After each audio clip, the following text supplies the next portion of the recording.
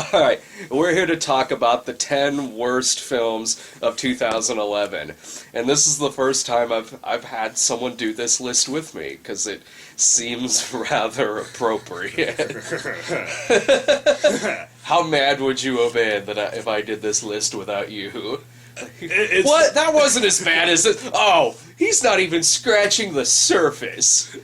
Yes, I would have been pissed. And for that very reason. You guys would have been like, oh, my worst movie of the summer was Priest. Fuck off. Well, and also it makes, because you tackled the type of movie that usually doesn't get seen. I mean, plenty of bad movies get seen on this site, but the kinds of movies that you tackled this year don't usually get seen on this website. So, yeah, like a couple of years ago, I wouldn't have had a list that had, like, Alvin and the Chipmunks, The Squeakquel on it, because I didn't go see it. Because I wouldn't fucking do that to myself. You were living in town at the time. I wasn't here at the time. I'm going to move back to Springfield. What's the worst that could happen? What is the worst thing that can happen? Dude, I got this great idea for the summer that we can do. We're going to go watch all the midnight releases. Oh, okay, that sounds like fun. What am I seeing? Mr. Popper's Penguins. Fuck. It might have people fucking in it. Yeah. Alright, so we'll start here with number 10, and we're mentioning this, that the 10th is always the hardest. It is. You have to pick your favorite shitty movie. Which one did I like the most? Or, I don't know. So at number 10 on mine, I put The Sitter. Because that's what Adventures in Babysitting was missing. The Sitter speaking jive, and Jonah Hill going down on a girl, and the intolerable fucking kids, and the piss jokes, and the little tiny Pablo fucking Escobar kid lighting off cherry bombs in the toilet and shit. It was, I can be fine with the fact of it being an Adventures in Babysitting ripoff. Okay. Alright, fine, whatever. I've never really disliked something just because it was a ripoff. But it wasn't funny. It'd be one thing if it was funny. Right. It wasn't. Like, maybe once or twice I might have chuckled a little bit, but not enough. It was mostly just hard to sit through. You mean watching Jonah Hill doing the same fucking shtick he's done over and over again was not funny? That's the thing. I actually like Jonah Hill all right, and in this, his reactions to stuff, I think he delivered the lines in the movie to the best that he could. The lines just weren't that funny. I mean, I do like the guy all right. I haven't liked everything he's in. I'll be the first to say 21 Jump Street looks like shit. But this just wasn't very good material. No matter who was in the role, it wasn't a funny movie. And the people in the movie did fine. Sam Rockwell plays the bad guy, and he did fine. He just belonged in a much better movie. That was the best part of the movie, when we noticed Sam Rockwell's name on the opening credits, because Irving and I went to go see it. It says, and Sam Rockwell, and we're like, okay, what's it gonna say next? And featuring Nicolas Cage? This might be. You hated this movie? What do you got on yours? Harry Potter. Mainly because I just didn't give a damn about the movie. I didn't care. I'm not a big enough fan of the Harry Potter realm to care enough. Yeah. I mean, honestly, the way that I saw it was there a lot of action? Yeah, there was. There was a lot of action. But these are wizards. Stop showing the same 3 spells. Really?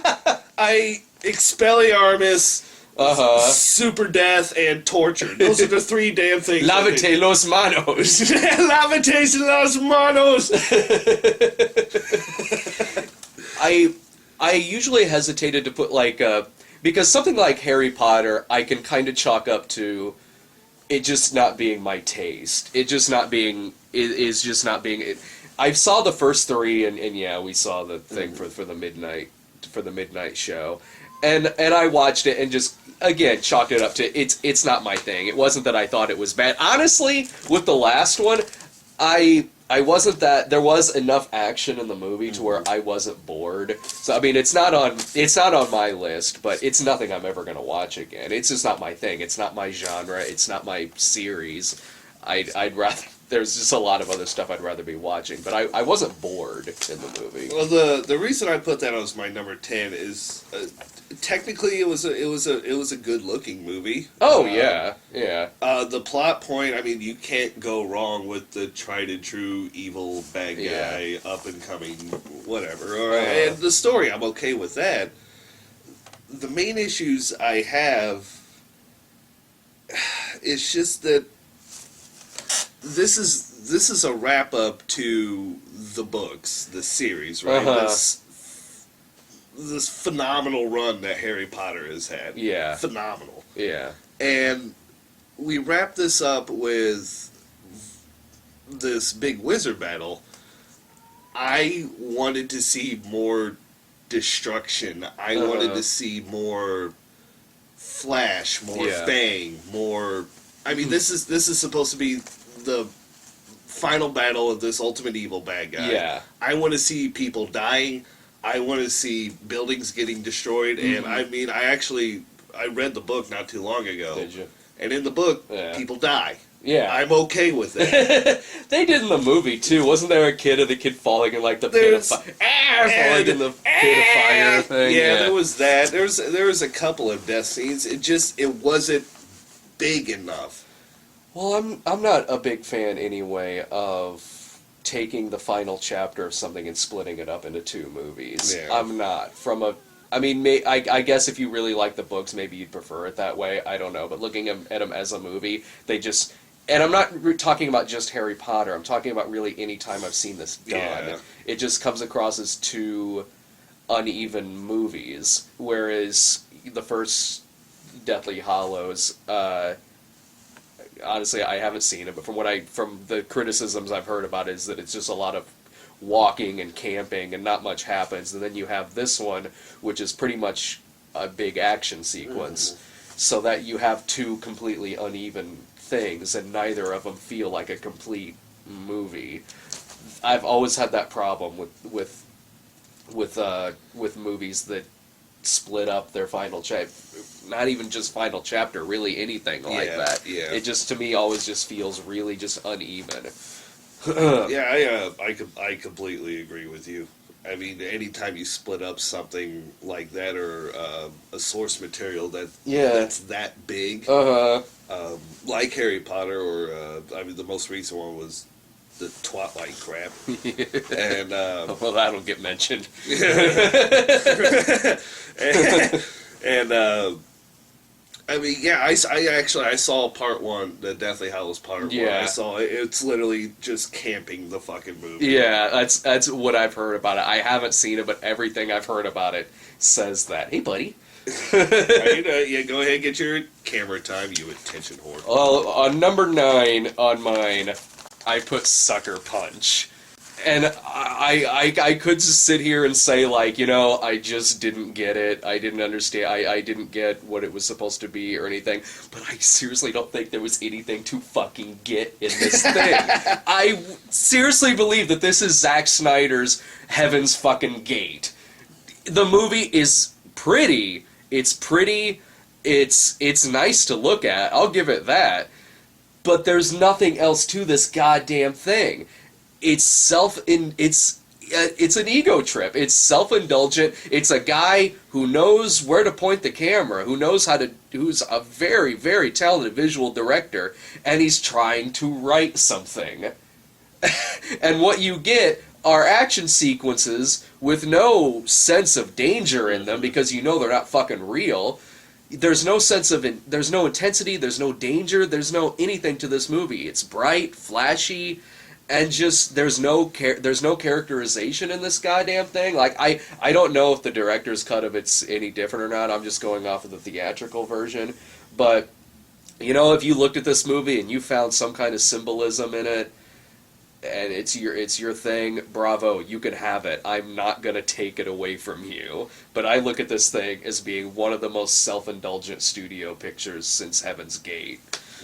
Because it is nice to look at, but there's nothing else to the fucking thing. Right. Did you see it? Sucker Punch I did not.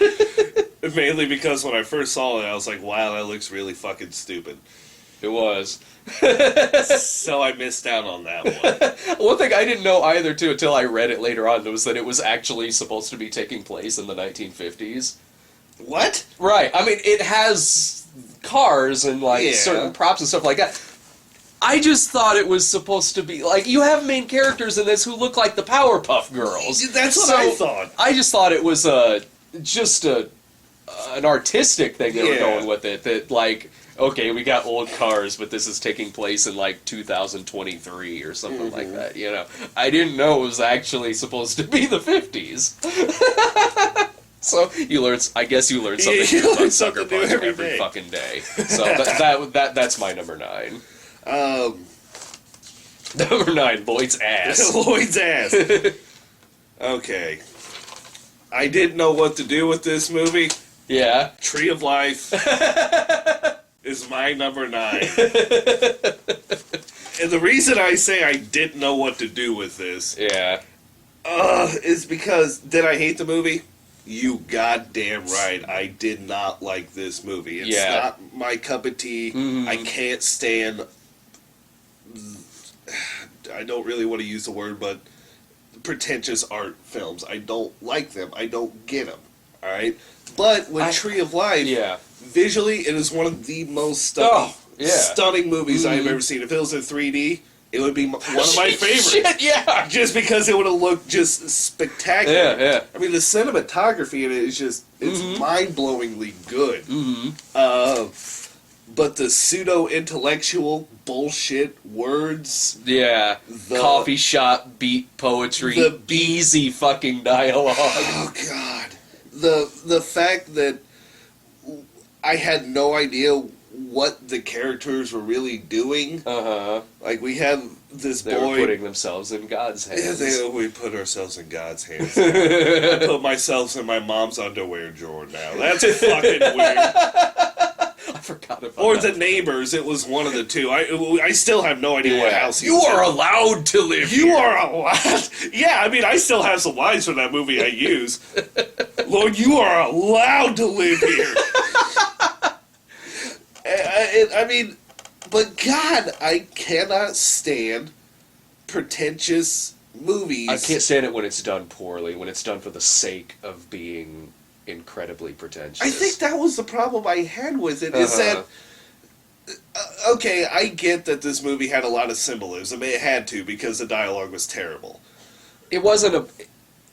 Yeah, I mean, it has symbolism to the extent that of looking at, like, anything that's abstract.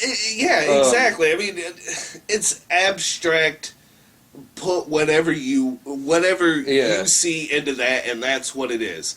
Okay, I understand that, but I don't respect that as an art form. I don't. I'm sorry. That is the laziest fucking thing you could do. I could go to an Etch-a-Sketch, draw some lines, show it to you, be like, you know what this is called? Teenage angst. Deal with it. I get this now. I get this. No, you know what it is? It's a bunch of squiggly lines, and I'm going to be pretentious and an asshole until you see it my way. Oh man, we're gonna get so much trouble again. It was so much The most commented video of mine of the year was us bashing Tree of Life, and I'm with you on this movie, and I'm also with you in that I also didn't know what to do with it because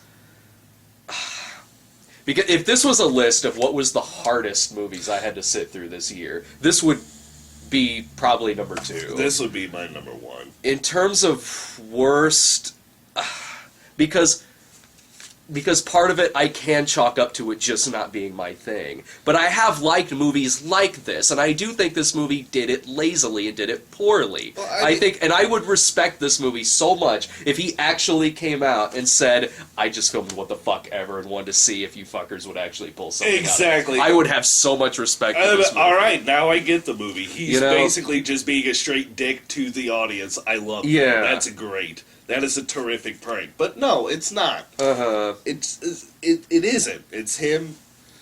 But if we're talking what, and I suppose because it's not on mine, and I suppose I suppose that could be, because it is 50% it's just not my thing, and 50% I think it did it poorly, even though it's not my thing. But also, it had better qualities to it than the other movies that are on my list. If we're talking on a technical aspect, what is worse, it had better qualities to it than the movies that I just mentioned. Even though The Sitter and Sucker Punch were easier for me to sit through than Tree of Life. But yeah, like if this is a list of what was insanely fucking hard to sit through, this would be it would be number 2 on there, because I probably would rather watch it than what's number 1 on mine. Yeah, I put it on my list. Mainly, I mean, I had the same issues. I really don't know what to do with this movie. I didn't either. I mean, visually, like I said, stunning, gorgeous, movie, and I have to give it props for that alone. I mean, visually, it looks that good. Yeah, but. And yeah, I could chalk it up to, you know what, that's just not my thing. I don't understand the symbolism. I don't like projecting my own issues onto abstract art. Even when it's not my thing, I can see it when it's done well. You know what I mean? Thin Red Line. I didn't like Thin Red Line, but I liked it better than this, because Thin Red Line at least had some parts where some stuff was happening. It wasn't all... It wasn't all like that, but it was still like... it's a Terrence Malick. It still got the narration, the letters to home, and the poetic dialogue, the art and everything. house kind of... The trees, the birds, and all of that. It still has all the same elements of Tree of Life, but Thin Red Line just did it better. It did. I still didn't like it. It did it better than this. But it did it better. It did it better than this. It did it, because again, it wasn't... It did have stuff happening in it. Every now and then it did. You had some battle scenes and action stuff thrown in there. We said this when we reviewed it, Tree of Life really is the prototypical Terrence Malick movie. It is. And I just wanted to put it on there just to piss people off. Yeah, I'm glad you did. This will be the second most commented on video of the year.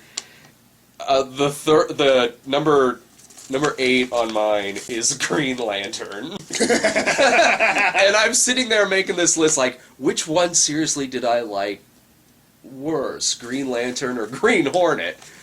And I was like, Green Lantern, honestly, because Green Hornet, as much as I didn't like that, and Green Hornet's not on my list, and I'll tell you why, because Green Hornet at least had Christoph Waltz as Chudnovsky, the villain with an image complex, who was a really original villain, just stuck in a shitty fucking movie.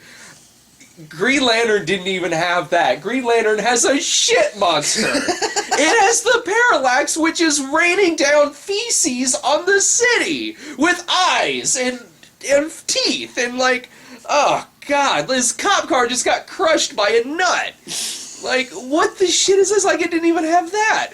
And then you've got Peter Sarsgaard in here playing Dr. Forrester, and Tim Robbins, who was supposed to be Sarsgaard's dad, but he's like he looks 5 years older. And it's just a bad origin story. Mm-hmm. I'm sorry, red flags go up for me when I see something that's like an origin story, especially with something like Green Lantern, and it's like an hour and 40 minutes long. Right. This seriously came across like a huge, it had just huge studio interference over this fucking thing. Because you've got Martin Campbell directing this thing, who made Casino Royale. The guy knows how to make a fucking origin movie. Yes. And this movie, it has plot points that drop out of it really fucking quickly. Like, he's talking to his nephew at one point, early on in the movie. Mm-hmm. It's his nephew's birthday. And there seems to be some kind of bond between the two of them. The kid isn't seen again for the rest of the fucking movie. And you've got Ryan Reynolds, and I think it was Blake Lively was the girl in it, who have, the worst on-screen chemistry since John Travolta and Lily Tomlin in Moment by Moment. They come across like they're supposed to be brother and sister. It was really, really bad. That's my number 8. Let's see.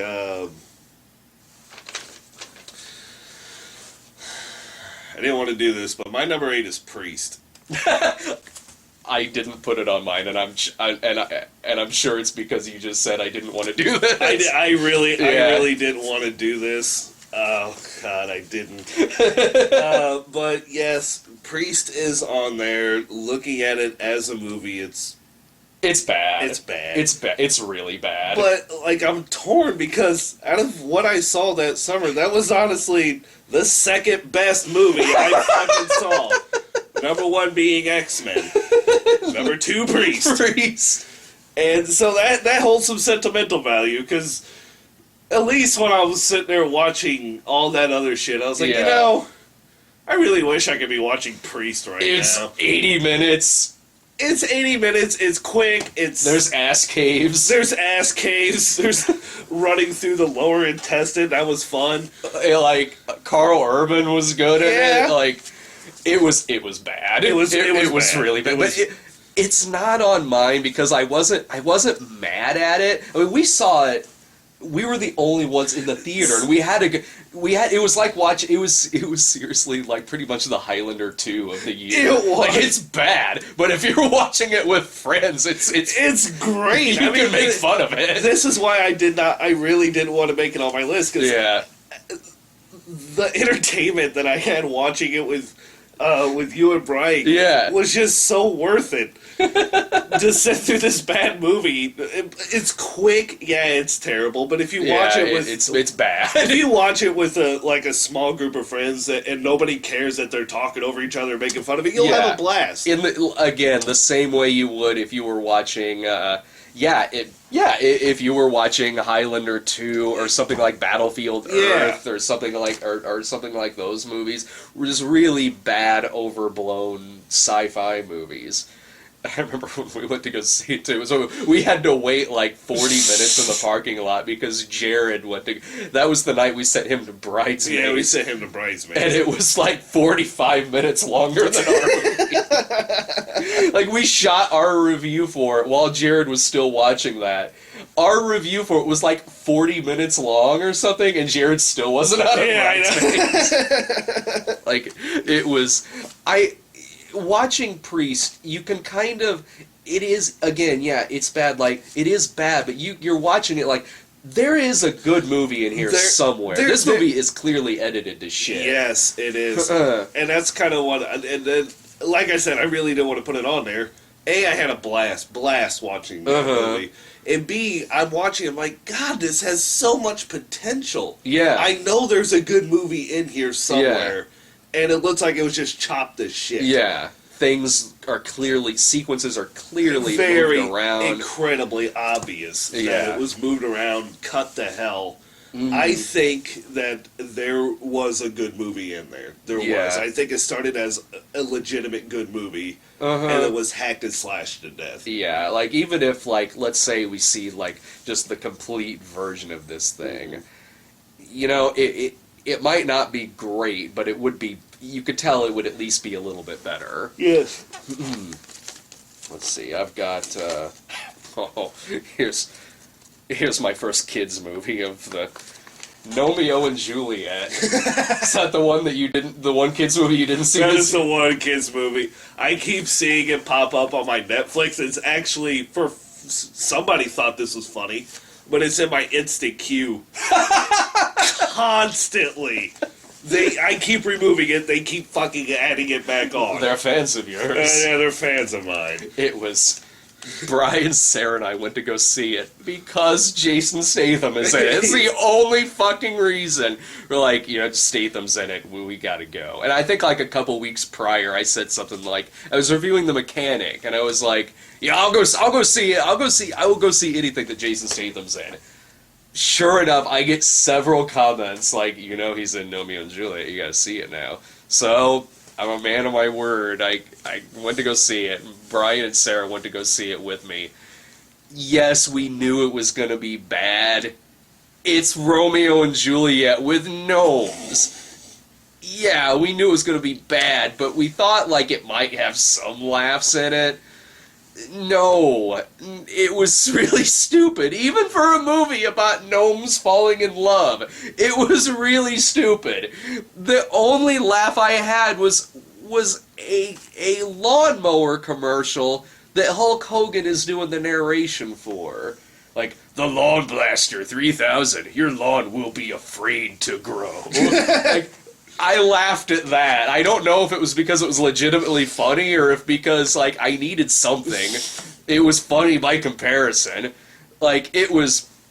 The movie ends. Brian looks over at me and just goes, "Fucking hate you." Oh, is that all it takes? Yeah. One man movie. Yeah. Well, this was early in the year. Oh yeah, this is before the real good shit. This was like February or something. This is before the good shit showed up.